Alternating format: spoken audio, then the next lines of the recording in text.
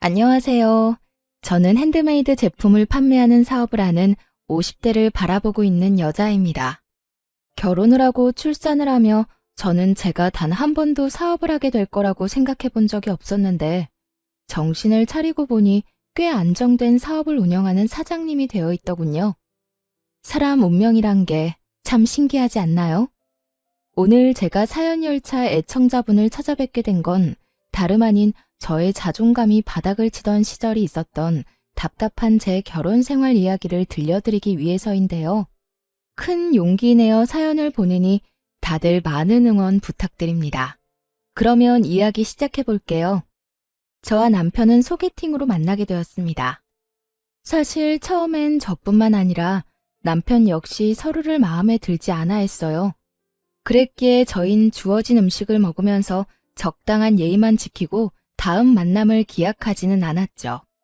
그런데 제가 실수로 남편의 휴대전화를 가지고 오게 되었고 그 바람에 의도치 않던 두 번째 만남을 가지게 되었어요.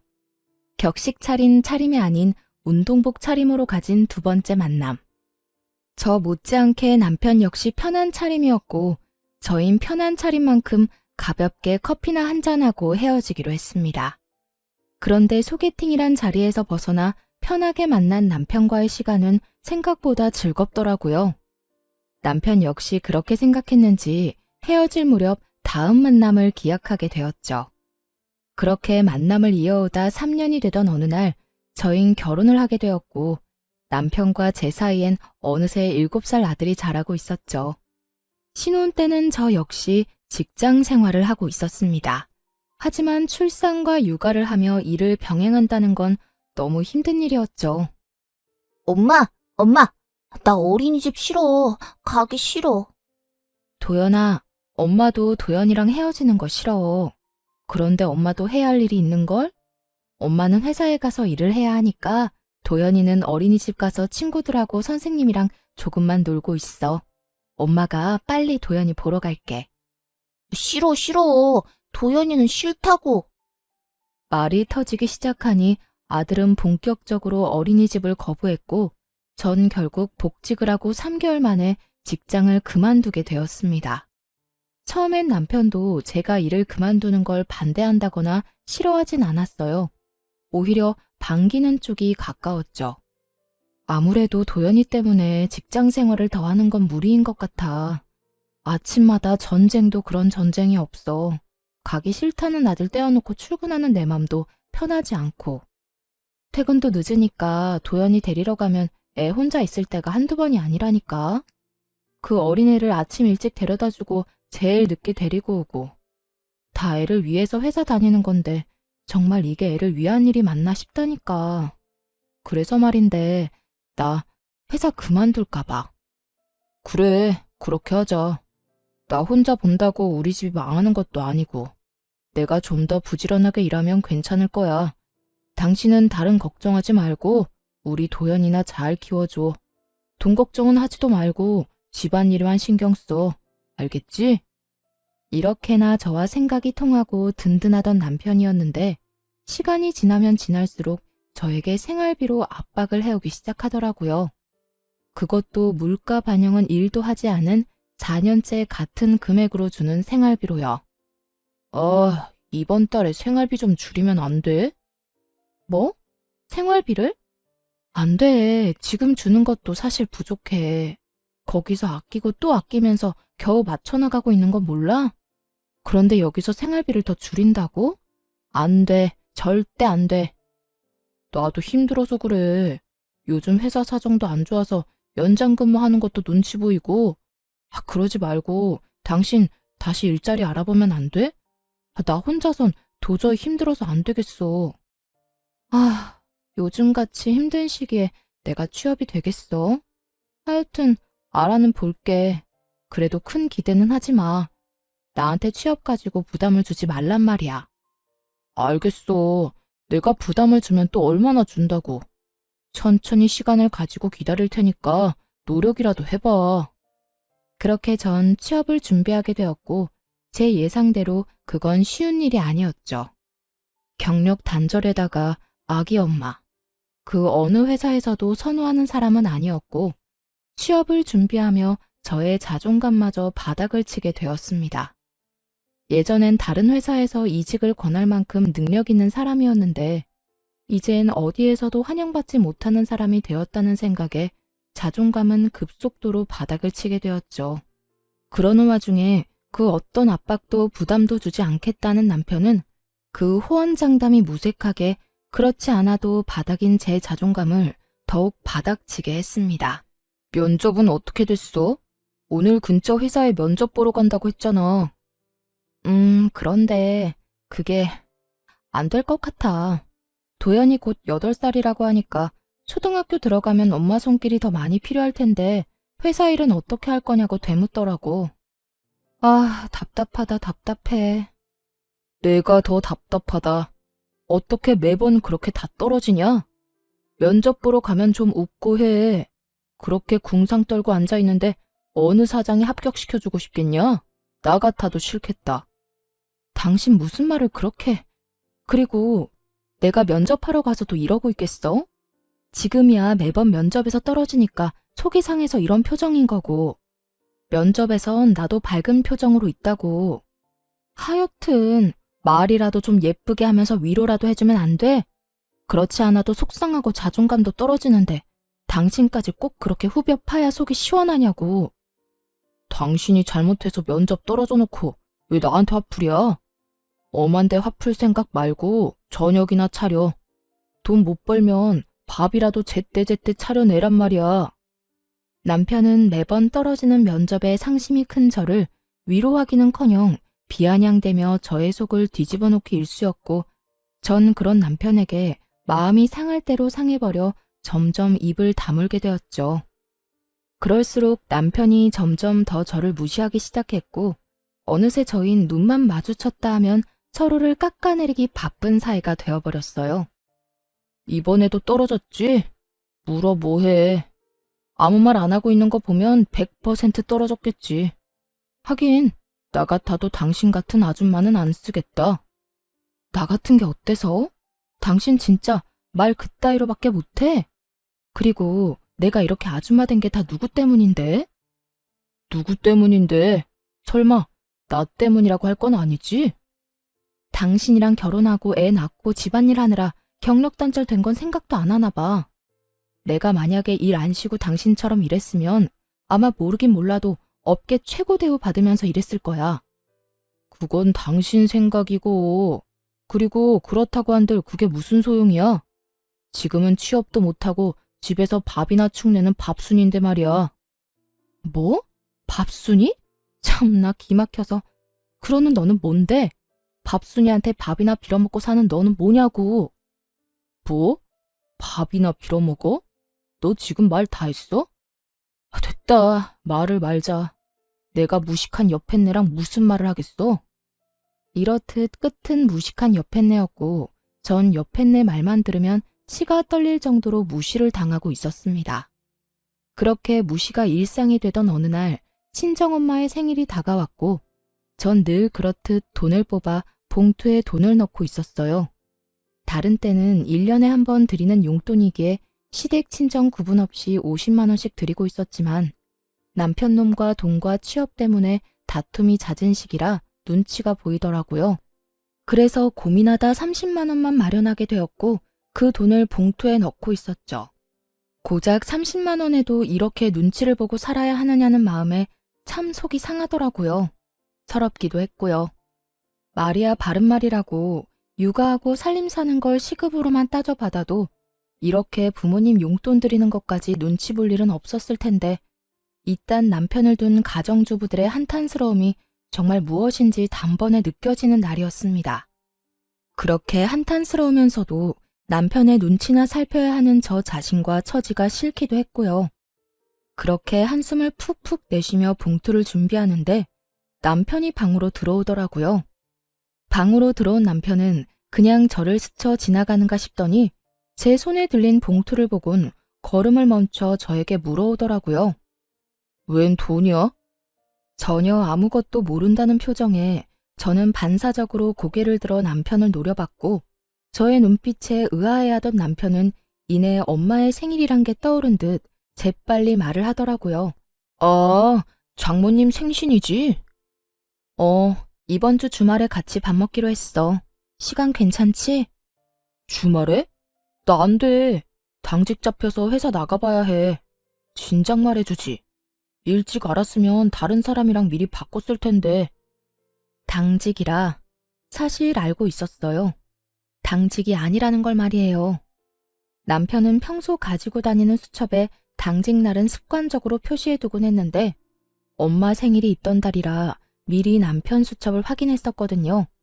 그래서 그날로 엄마와 약속을 잡은 거였기도 하고요. 하지만 남편은 당직이라며 저를 속였고 전 그 거짓말에 속아 넘어가기로 했습니다. 그 당시 남편과 전 사이가 너무 좋지 않았고 그런 남편과 함께 식사 자리를 가서 아무리 사이 좋은 척을 해봤자 저의 모든 걸 다 알아차리는 귀신 같은 엄마가 모를 리 없을 테니까요. 그래?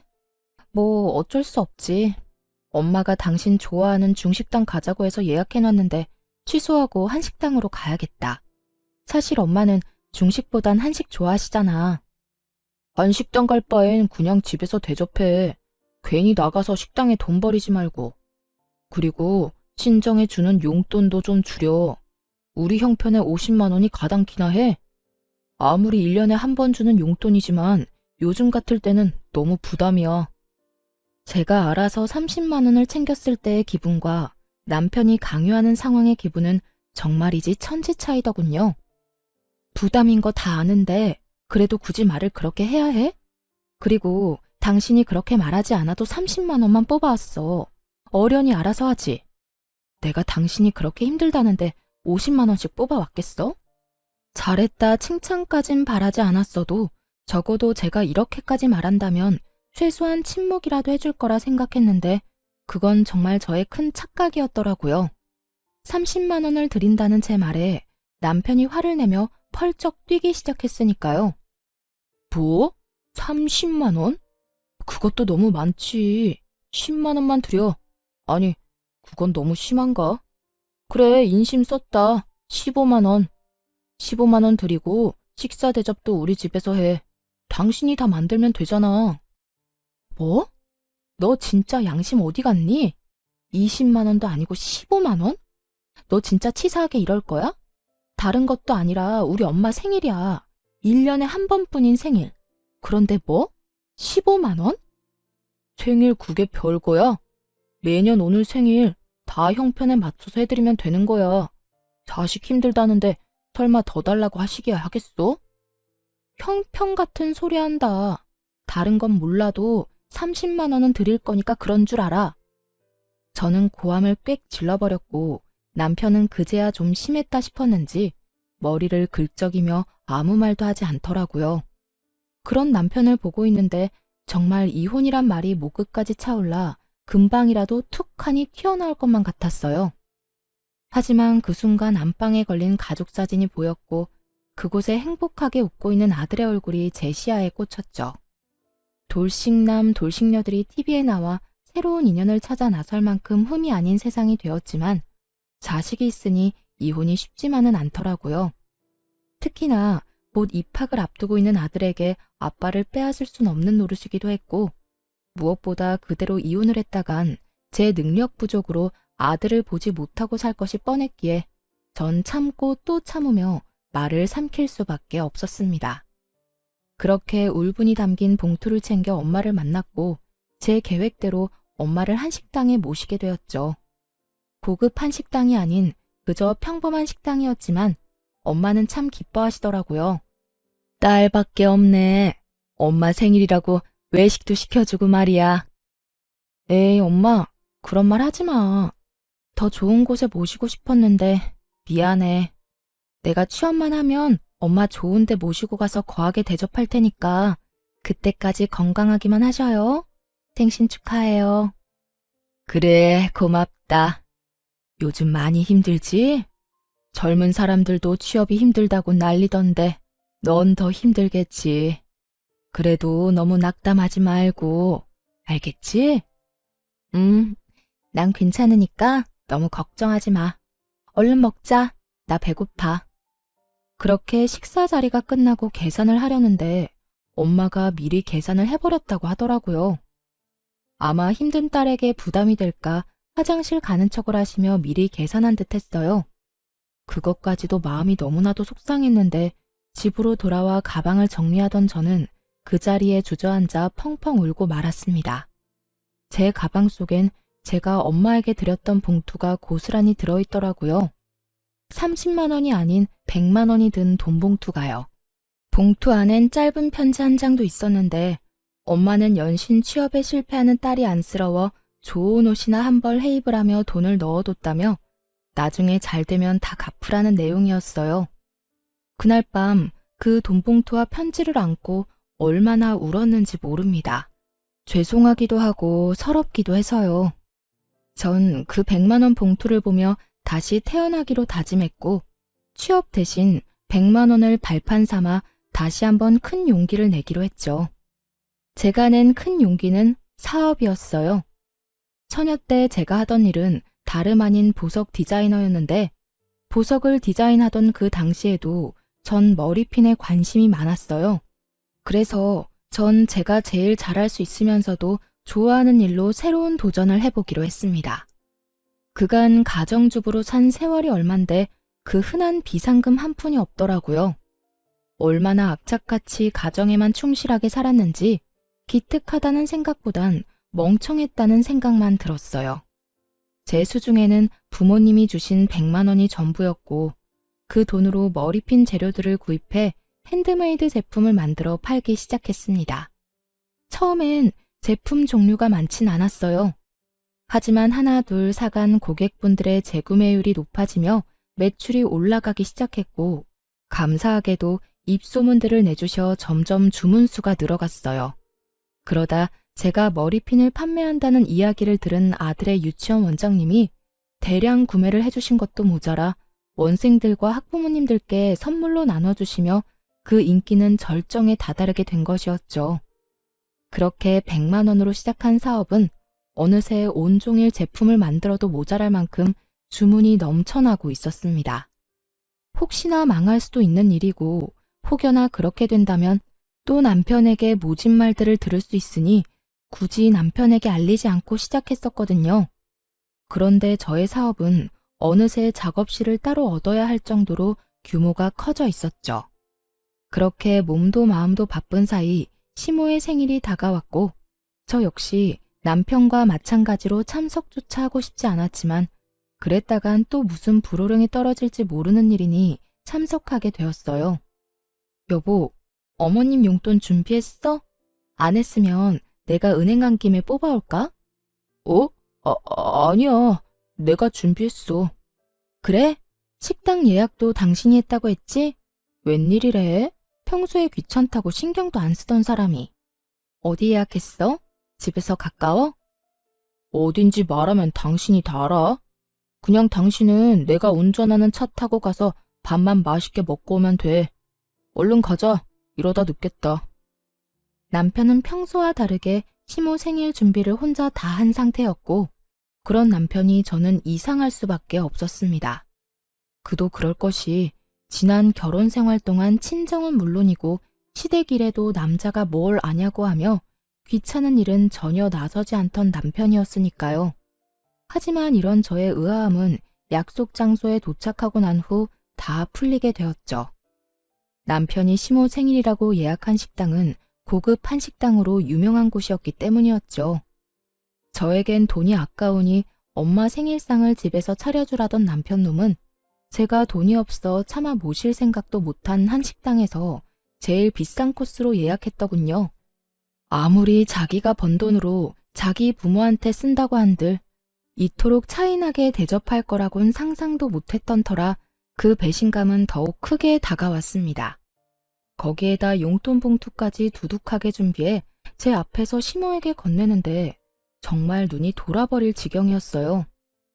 엄마, 여기 용돈 필요한 데 쓰세요. 생신 축하드려요. 어머, 아들. 정말 고맙다. 그렇지 않아도 요즘 여기저기 쓸 데가 많았는데 역시 우리 아들뿐이야. 그런데 봉투가 좀 두껍다. 작년보다 훨씬 많은 것 같은데 요즘 우리 아들 벌이가 좀 되나 봐. 경기 안 좋아서 다들 힘들다고 난리던데. 역시 우리 아들 능력도 좋아. 에이, 얼마 안 돼요. 내년 생신 땐 더 드릴 수 있도록 노력할게요. 말이라도 고맙다 아들. 화기애애한 그 분위기 속에서 진심으로 웃지 못하는 건 저뿐이었습니다.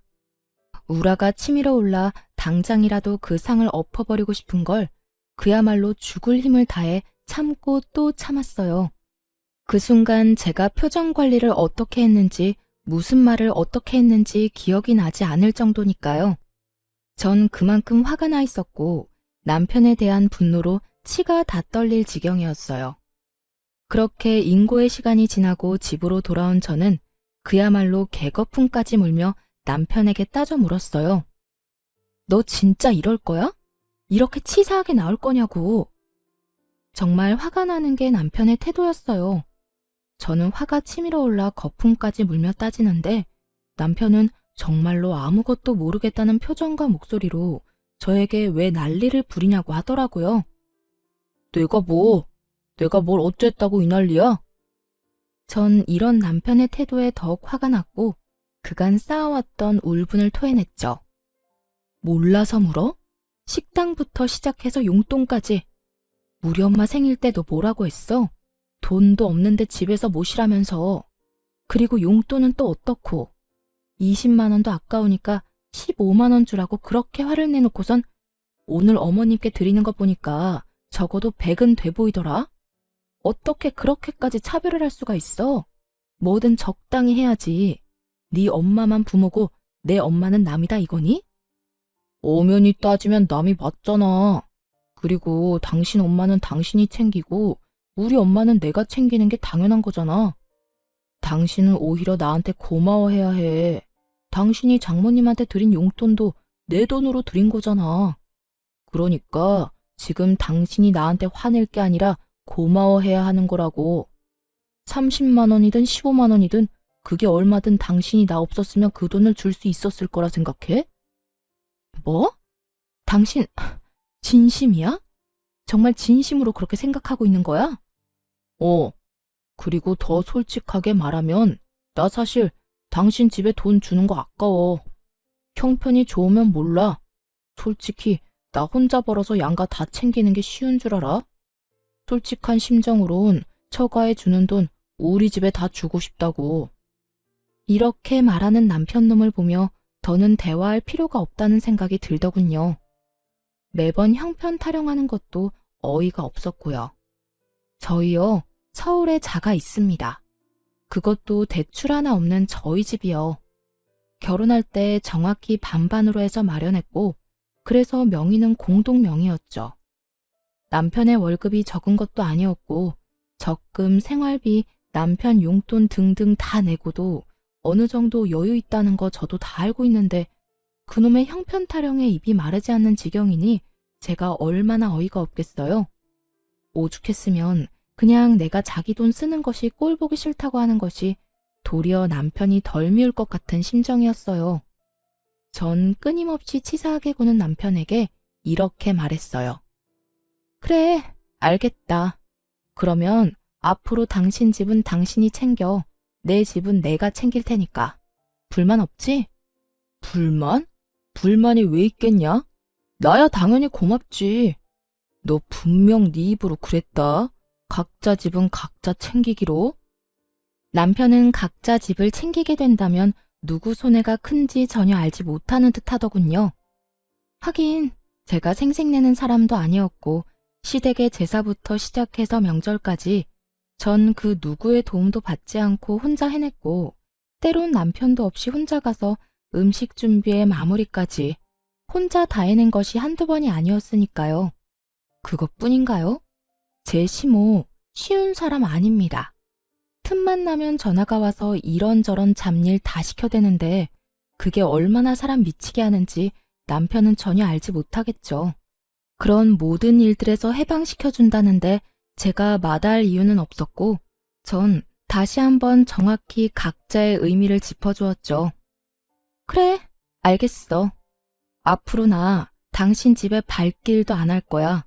각자 집 챙긴다는 거엔 제사, 명절, 생신 다 포함되는 거 알지? 난 이 시간 이후부터 그 모든 걸 다 챙기지도 참석도 안 할 테니까 그런 줄 알아. 아, 물론 당신도 안 챙겨도 돼. 우리 집은 내가 알아서 챙길 테니까. 막상 제가 참석도 안 한다고 하자 남편은 잠시 멈칫하는 듯 했지만 친정에 쓰는 돈이 너무나도 아까운지 이내 알겠다며 약속 꼭 지키라고 하더군요. 그렇게 저흰 한 집에서만 사는 남보다 못한 부부 사이가 되었고 그렇게 시간은 흘러 아이가 초등학교에 입학을 하게 되었습니다. 제 사업은 완전히 자리를 잡게 되었고 매출은 월 1,000만 원이 되는 달이 늘어가고 있었죠. 능력이 된다는 건 참 좋더라고요. 아들의 작아진 운동화를 애써 모른 척할 필요도 없었고 20년째 쓰고 있던 친정의 세탁기를 바꿔주는 것도 걱정도 무리도 할 필요도 없이 할 수 있었으니까요. 30만 원을 주고 100만 원을 받아왔던 죄송했던 지난 생일과는 달리 엄마의 생일 선물로 500만 원을 드렸던 그날 엄마도 울고 저도 울었습니다. 그렇게 제가 눈물로 행복한 날들을 보내는 사이 또다시 시모의 생일이 다가왔어요. 저희가 각자 집은 각자 챙기기로 한 후 처음 맞는 시모의 생일이었죠. 저는 약속한 대로 그리고 제가 선언한 대로 시모 생일은 신경 쓰지도 않았고 그랬기에 참석도 하지 않았습니다. 그 대신 전 엄마를 모시고 그때 시모의 생신날 갔던 저에겐 돈이 없어 차마 엄마를 모시고 가지 못했던 그 한식당에 가게 되었죠. 엄마와 전 가게에 들어서 예약한 룸을 향해 걸어 들어가는데 그곳에 남편과 시댁 식구들도 왔더군요. 혹시나 하는 마음이 있긴 했지만 같은 시간대에 만나게 될 거라고는 생각도 못했는데 이를 어쩌나 했어요. 하지만 다행스럽게도 남편을 제외한 시댁 식구들은 저를 보지 못했고 저를 발견한 남편만이 저와 눈이 마주치게 되었죠. 전 그런 남편을 무시한 채 재빨리 엄마를 모시고 룸으로 들어가 버렸고 그런 저의 태도에 화가 난 남편이 저를 주차장으로 불러내더군요. 왜 오라가라 난리야. 엄마랑 같이 온 거 못 봤어? 엄마 혼자 두기 그러니까 할 말 있으면 얼른 해. 너 진짜 이럴 거야? 휴대전화도 끄고 뭐 하느라 우리 엄마 생일에 얼굴도 안 내비친다 싶었더니 네 엄마랑 여기까지 밥 먹으러 왔어? 당신이 그러고도 며느리야? 어떻게 며느리가 시어머니 생일에 참석도 안 할 수가 있냐고. 이거 왜 이래? 우리 약속 잊었어? 각자 집 각자 챙기기로. 당신 그래서 우리 아빠 생일도 참석조차 안 했던 거 기억 안 나? 지난달 친정아빠 생일에 자신은 참석하지 않고 돈도 쓰지 않아도 된다며 신나서 콧노래까지 부르던 것이 기억이 나지 않는 것 같아 콕 집어주었죠. 제 말에 남편놈은 그제야 생각이 난 건지 얼굴까지 붉히며 저를 노려보더군요. 그렇게 보면 어쩔 건데 다 당신이 자초한 일이야. 그러니까 나한테 여기서 괜한 시비 걸지 말고 들어가서 네 가족들이랑 시간 보내. 제 말에 할 말이 없어진 남편은 씩씩거리는가 싶더니 저에게 손을 내밀더니 이렇게 말했어요. 내놔, 내 카드. 뭐? 내 카드 내놓으라고. 당신 여기 내 카드로 결제하려고 했지? 그런데 어쩌냐? 나는 내 돈으로 당신하고 당신 가족 배불려 줄 생각 전혀 없는데. 사람이 변해도 어떻게 이렇게까지 변할 수가 있는 것인지 그 순간 저는 이때껏 왜 이런 남자와 뭐 때문에 함께 살았나 하는 생각이 다 들더군요. 전 남편의 손에 카드를 던져주다시피 돌려주며 이렇게 말했어요. 아 그래? 이까짓 카드 한도 얼마나 된다고 이 난리야? 이딴 카드 쓸 일도 없고 앞으로도 줄 필요 없으니까 당신이 다 해. 이걸로 사랑하는 당신 가족 밥이나 사주면 되겠네. 제 말에 남편은 코웃음까지 치며 이렇게 묻더라고요. 뭘 믿고 이러는 거야? 어디 취업이라도 했어? 네, 그래요.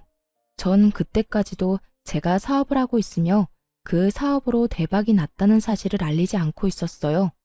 아니, 정확히는 알릴 수가 없었죠. 남편놈은 저와 한바탕 하고 난 후 생활비조차 주지 않고 있었고 그렇게 무책임하게 굴면서도 단 한 번 저에게 돈이 필요하지 않냐고 묻지도 않았으니까요. 그런 남편에게 굳이 제가 알릴 필요도 알릴 틈도 없었던 겁니다. 취업은 무슨? 내가 어떻게 취업을 하겠어? 틀린 말은 아니었어요. 사업으로 성공을 하게 됐지만 취업에 성공한 건 아니었으니까요. 제 말을 들은 남편은 더욱 의아하다는 얼굴로 저에게 따져 묻기 시작했어요. 그러니까 내가 생활비도 안 주는데 네가 무슨 돈이 있어서 여기를 왔냐고. 당신이 생활비 준 게 언제인지 기억도 안 나는데 그동안 생활은 걱정은커녕 아들 용돈 한 번 걱정하는 법이 없더니 고작 식사 한 끼 네 돈으로 사줄까 봐 걱정은 되는가 봐? 그래, 여기가 얼마나 비싼 식당인데 당신 같으면 걱정 안 되겠어?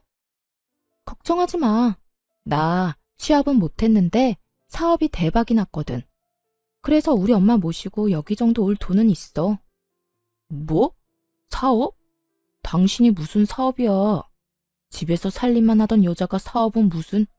괜히 자존심에 나한테 거짓말하는 거지? 그래, 그거네.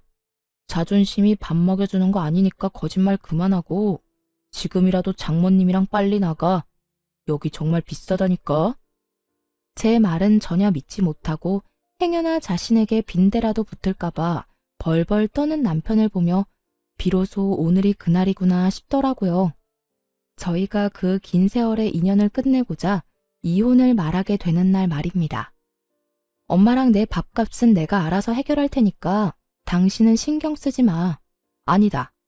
그냥 마음대로 생각해라. 그리고 만난 김에 이야기 나누게 된 김에 한마디 더 할게. 우리 이혼하자. 그래도 함께한 세월이 10년인데 이혼을 고하는 제 목소리는 제가 느끼기에도 소름 끼칠 정도로 무미건조하더라고요. 오랜만에 만난 지인에게 다음에 만나면 밥이나 먹자고 하며 건네는 말투. 그 이상도 그 이하도 아닌 아무런 감정도 담지 않은 목소리였어요. 그런 저의 말투와 태도 그리고 표정에 남편은 심각한 얼굴로 되물어 오더군요. 이혼? 그게 무슨 말이야? 갑자기 이혼은 무슨? 당신 어디 아파? 제정신 아니지? 갑자기라고 하더군요.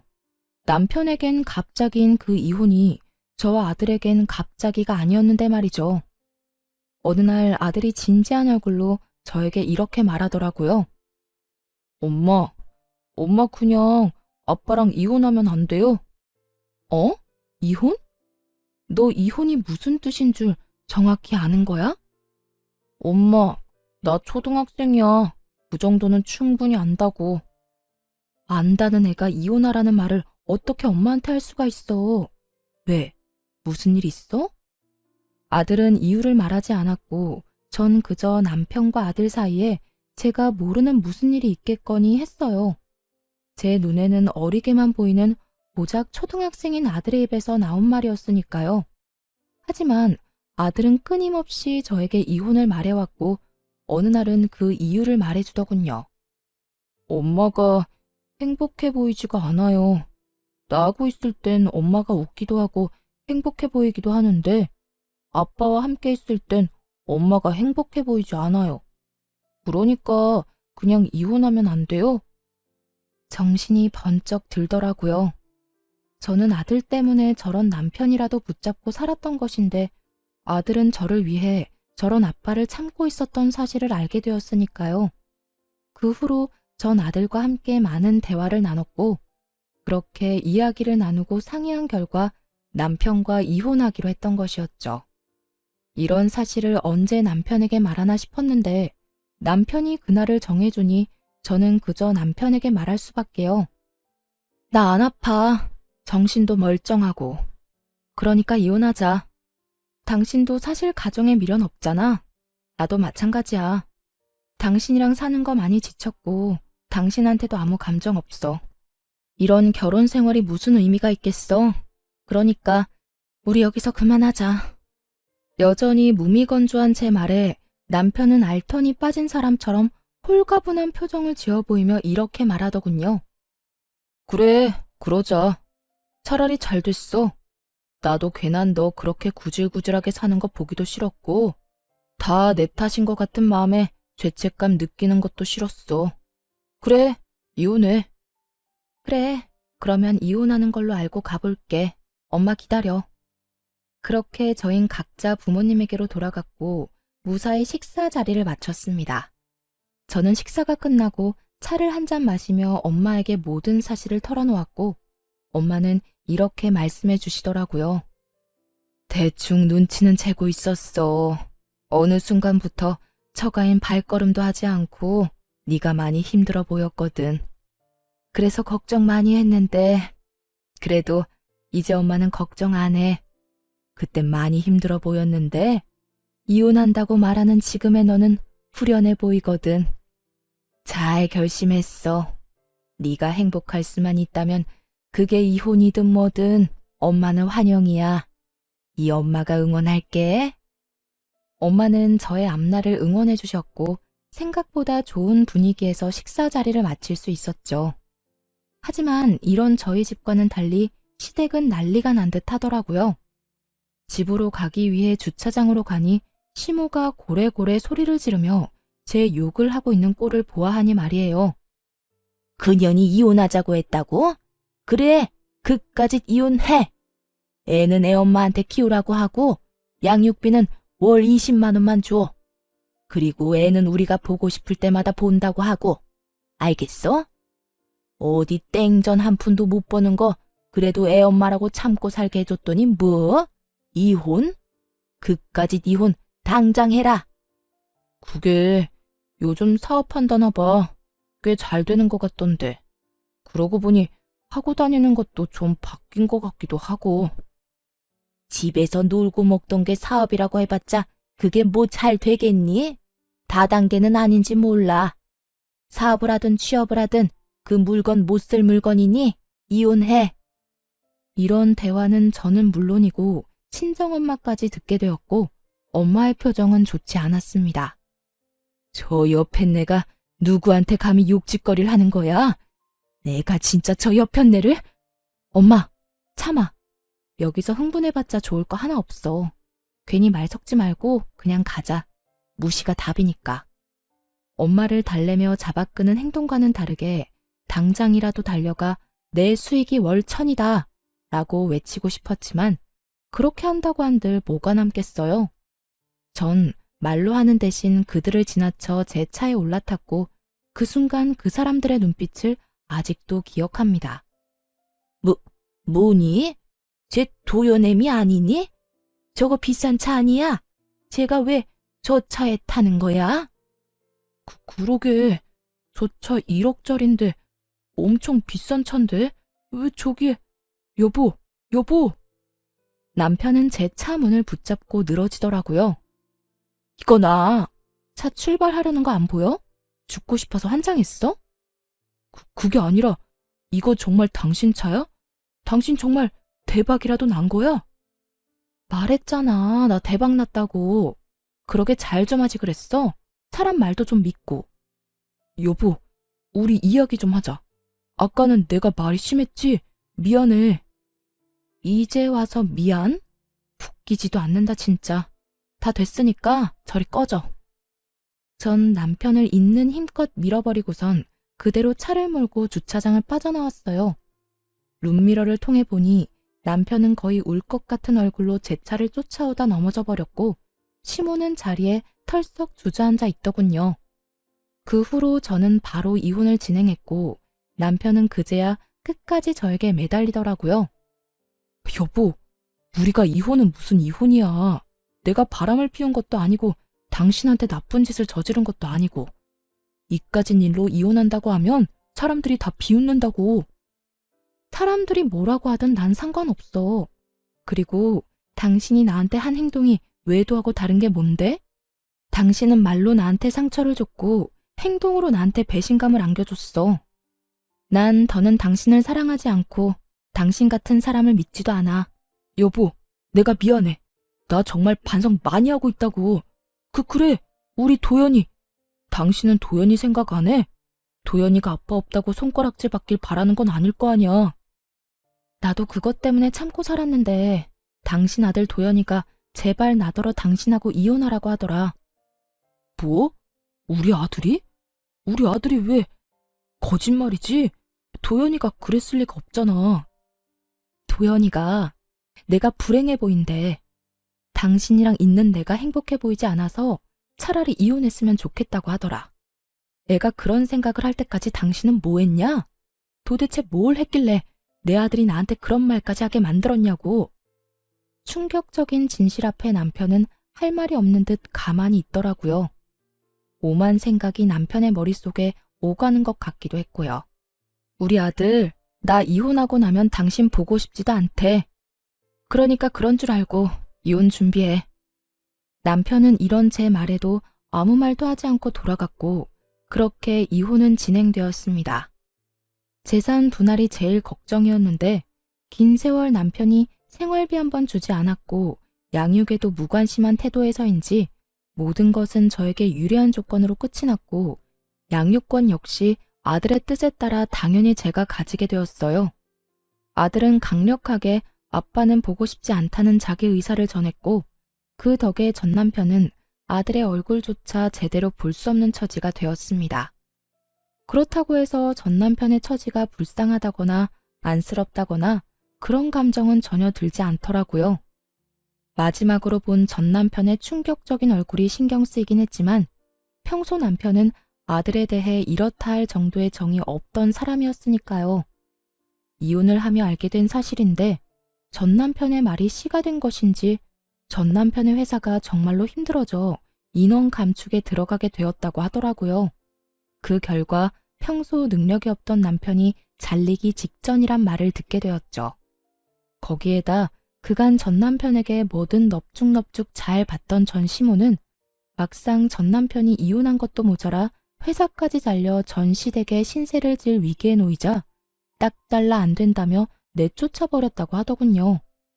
이러한 사실은 전 시모의 입을 통해 직접 듣게 되었죠. 무슨 일로 전화까지 주셨어요?